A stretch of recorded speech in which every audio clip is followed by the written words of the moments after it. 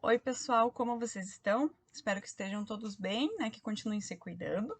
O vídeo de hoje é da disciplina de História e eu vou conversar um pouco com vocês sobre quando Portugal tomou posse do Brasil, né? Com a chegada dos portugueses aqui no nosso país. Vamos lá, então, aprender um pouquinho mais sobre essa história.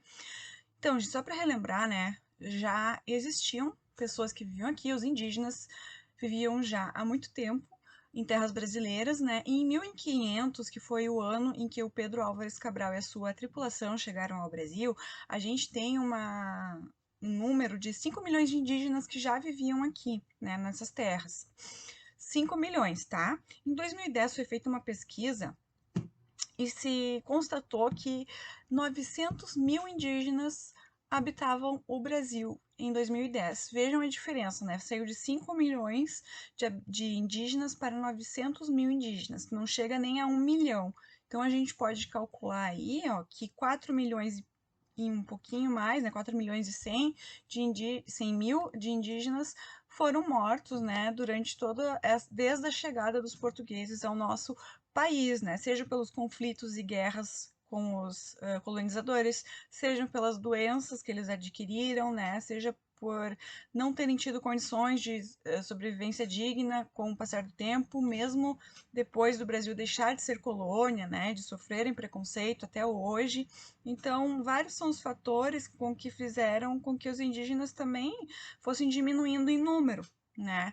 Outro dado interessante é que existe um alto índice de suicídio dentro da comunidade indígena. Muitos deles também acabam procurando, né, saídas ou a saúde mental deles acaba muito debilitada, né, por causa justamente de todo esse contexto de pobreza que a população indígena vive no país ainda hoje, né? Ainda tendo que lutar por seus direitos, por terras, por demarcações de terras, né? De ter lugar onde morar, de ter uma habitação digna, né? Então, muitos também acabam buscando o álcool, né? Então, o alcoolismo também é um outro problema de saúde que os indígenas, né, de saúde mental que os indígenas acabam enfrentando hoje em dia, para vocês verem quão precárias são, né, as condições de vida deles. Tá? Então fiquem aí com esse dado, pensem um pouquinho de quantos indígenas não faleceram nesse tempo. Então, para falar também um pouco com vocês sobre qual o interesse afinal de Portugal, né, no Brasil. Se aqui era uma terra que não existia, né, aparentemente não existiam cidades ainda, né, construídas, constituídas e tal. Por que Portugal quis atravessar o Oceano Atlântico, né, para chegar até aqui? Bem, são vários fatores, tá, gente?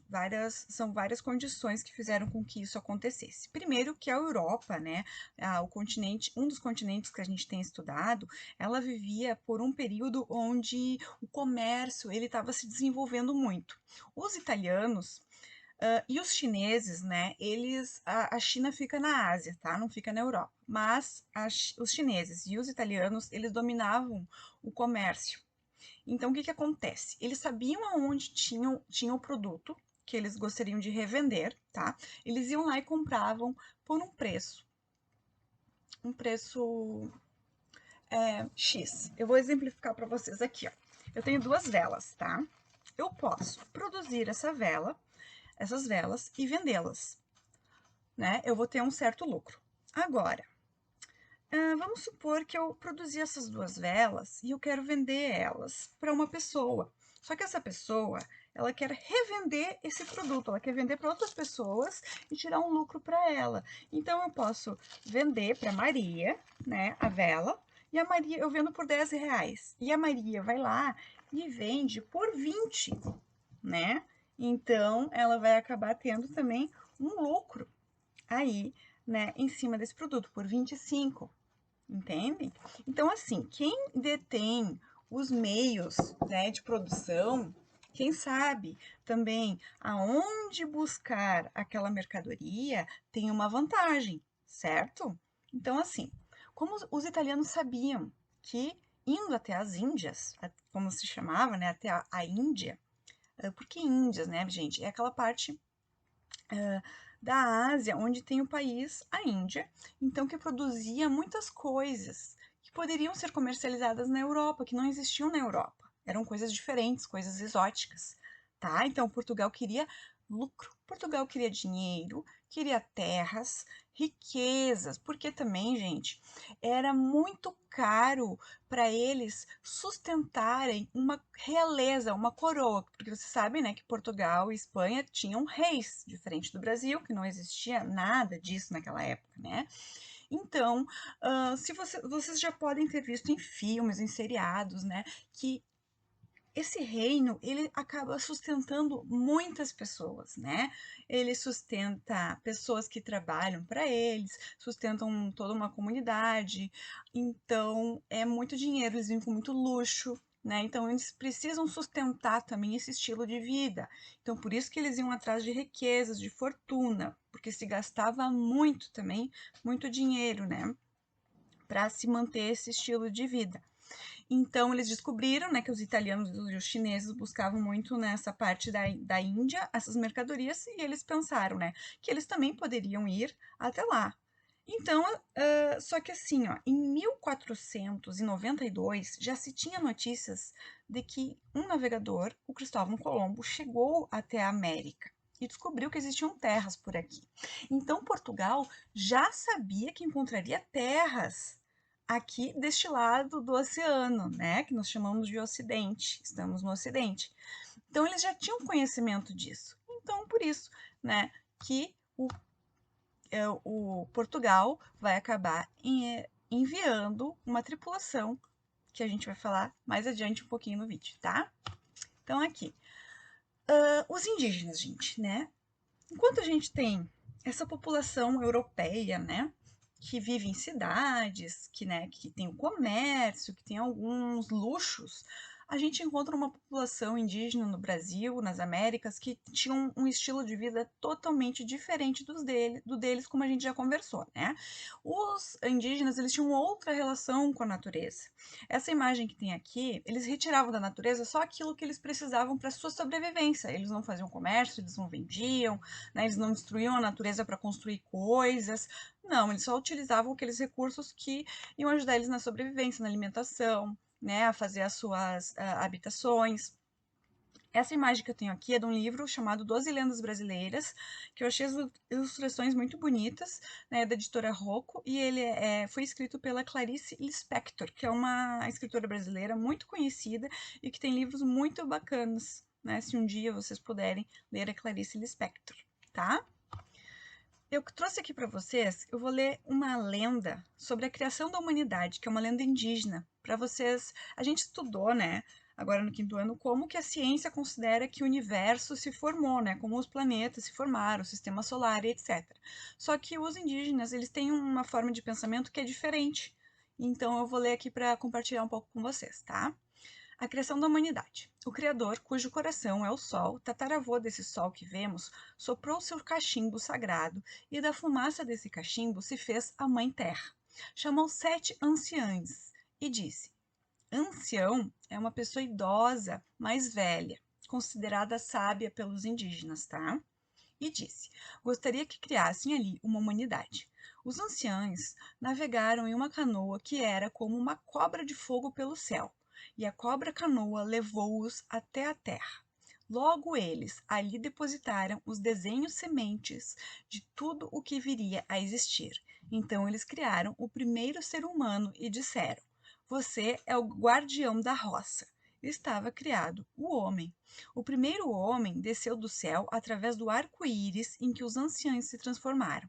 Seu nome era Nanderuvu-Su, o nosso pai antepassado, o que viria a ser o Sol. E logo os anciãos fizeram surgir das águas do grande rio Nanderikei-si, a nossa mãe antepassada. Depois eles geraram a humanidade. Um se transformou no Sol e a outra na Lua. São nossos tataravós. Então vocês viram que é uma forma bem diferente de conceber a criação do universo, né? Esse sopro do cachimbo, né? Que gerou, então, também a Mãe Terra, né? A formação do Sol e da Lua, né? De formas humanas se transformando, né? Nesses corpos celestes, tá? Então, para vocês verem que interessante, é um modo de vida bem diferente mesmo, né, de conceber como, de como construir as coisas, né, no que acreditar. Então, gente, a chegada no Brasil, tá? Fechando esse parênteses para vocês terem uma ideia um pouco melhor, né, das crenças indígenas, né? Naquela época, lá por 1500, Dom Manuel era o rei de Portugal, né? Então foi ele quem pediu também para o Pedro Álvares Cabral, né? Essa é a justificativa, tá? Ir até as Índias e buscar lá algumas especiarias. Tá? O que são especiarias? O que eles queriam buscar na Índia? Eles queriam buscar especiaria, gente, são temperos diferentes, exóticos, que não existiam na Europa. Eram produtos específicos daquela região indiana, tá? Então, seria a canela, o gengibre, a pimenta, a noz moscada. Vocês têm que lembrar também, né, que até um certo momento da história não existia geladeira. Né? No Brasil também não existia geladeira. A gente vai ver mais adiante na aula de história, né? Que esse foi um dos motivos também para se criar o charque, né?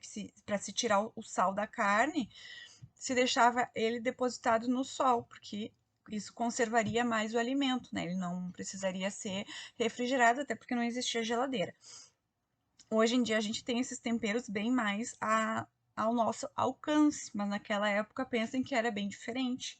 Né? Eles iam buscar sedas, que é aquele tecido bem geladinho, assim, né? Que é considerado muito fino, né? Tecidos finos eles iam buscar na Índia e pedras preciosas também, entre outros produtos, tá? Tudo isso para vender depois.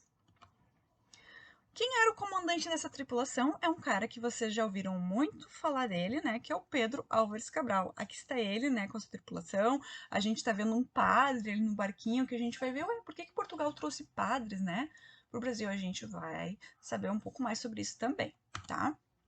Então, gente, quando eles chegaram até o Brasil, um detalhe que eu esqueci, né? Essa questão do Brasil ter sido descoberto, né? Porque quando eu estudei, eu aprendi, né, que o Brasil foi descoberto pelo Pedro Álvares Cabral. Só que hoje em dia se tem uma compreensão diferente. O Brasil não foi descoberto porque já existiam pessoas vivendo aqui e o Pedro Álvares Cabral sabia da existência dessas terras, só que eles não tinham muita noção do que eles encontrariam aqui, qual era a extensão, né, o tamanho dessas terras que eles encontrariam do outro lado do Oceano Atlântico. Então, quando essa tripulação chega até o Brasil, eles vão embarcar exatamente aqui, né, nessa região que está circulada de amarelo, onde é o estado da Bahia, tá? Eles vão descer na cidade de Porto Seguro. Quando eles chegaram até aqui, viram, né, terra à vista, onde eles viram que existia terra, eles chamaram aqui de Ilha de Santa Cruz. Depois eles mudaram de ideia e passaram a chamar de Terra de Santa Cruz, né, porque eles perceberam que não era uma simples ilha, que existia muito mais terra, né, ao redor. Depois Terra do Brasil e por fim Brasil, tá? Então o Brasil teve vários nomes antes de se chamar Brasil.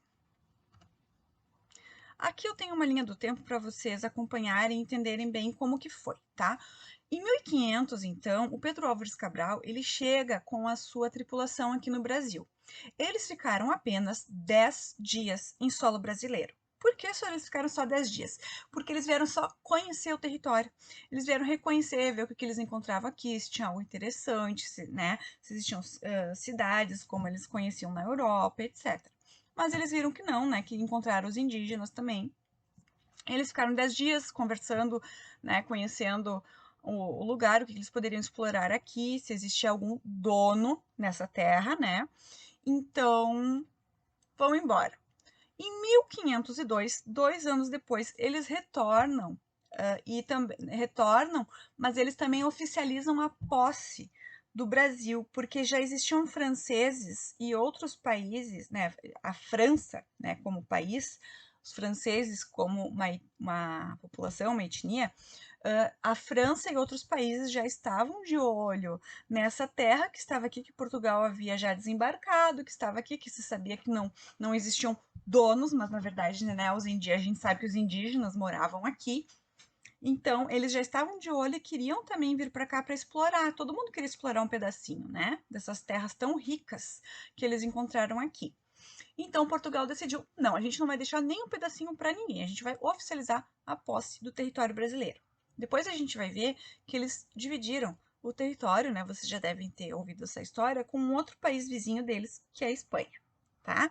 Aí olha só quanto tempo se passou. Vai se passar 28 anos. 28 anos, desde 1502, quando eles oficializaram a posse, né, que eles seriam donos dessa terra, para eles pensarem, não, está na hora de nós colonizarmos aquelas terras. Então, em 1530, Dom João III, já é outro rei, não é mais o Dom Manuel, tá? O Dom João III, rei de Portugal, ele manda um cara, que é o Martim Afonso de Souza, pilotar os navios, né? Navegar nos navios, cruzar o Oceano Atlântico e chegar até o Brasil.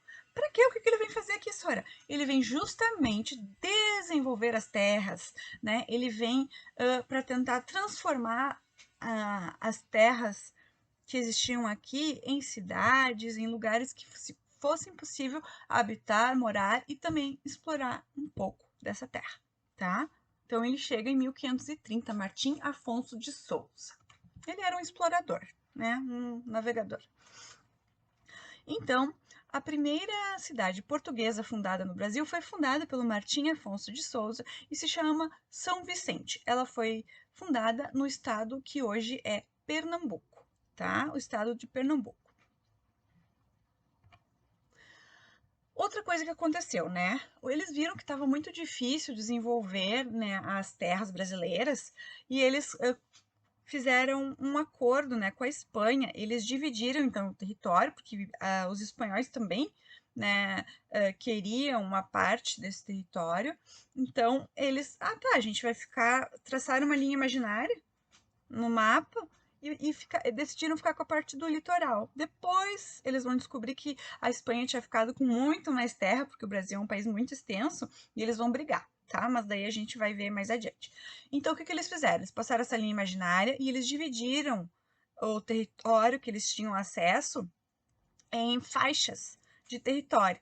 Tá? Então, essas faixas de território que foram divididas se chamam capitanias hereditárias, né? Por que elas têm esse nome? Bem, o rei de Portugal, né, o Dom Manuel III, ele escolheu algumas pessoas para serem os responsáveis para cuidarem dessas terras. Então, cada faixinha dessas vai ter um cara que é responsável por cuidar daquele território. Ele vai ser tipo um governador, tá? Então, hereditárias também porque elas eram passadas, né, hereditariamente, sempre por pessoas que tinham posses, né, que tinham dinheiro, que eram ricas, e de certa forma, né?